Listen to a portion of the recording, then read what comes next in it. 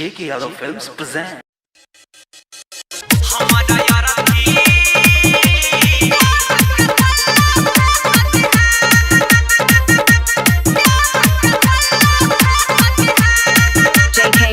Singing by Prince Pirian.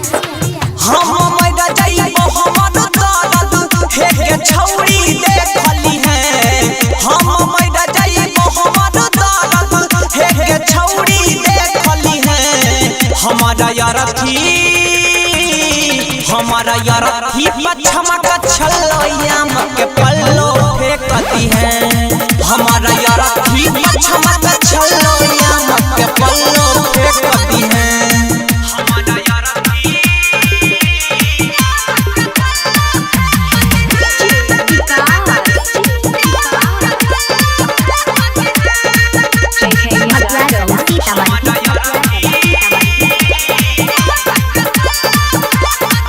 नहीं पैबो के सूरज हम भोर के जे दिन चला जइबी दिलावा के तोड़ के।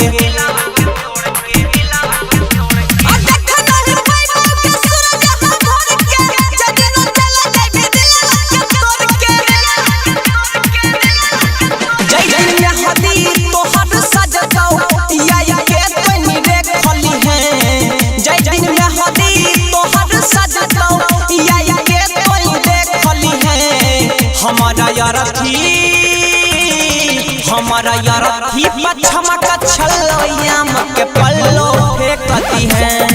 हमारा यार थी पछमा का छल्लोयाम के पल्लो फेंकती है।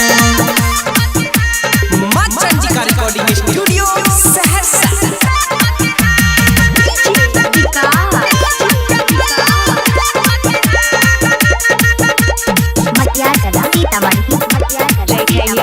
Singing by Prince Pirian. असो चल सपना मा के कोई देले भंग गे कल खुना चल जेबी पियावा के संग गे। असो चल सपना मा के कोई देले भंग गे कल खुना चल जेबी पियावा के संग गे। तो हई छौरी सिरो सन भाई सानो जरा के देखली है। तो हई छौरी सी सानो जा भाई तो प्रिंसा के देखली है। हमारा यार थी पछमा का छल्लोयाम के पल्लो फेंकती है। हमारा यार थी पछमा का छल्लोयाम के पल्लो फेंकती है। J.K. Yadav Films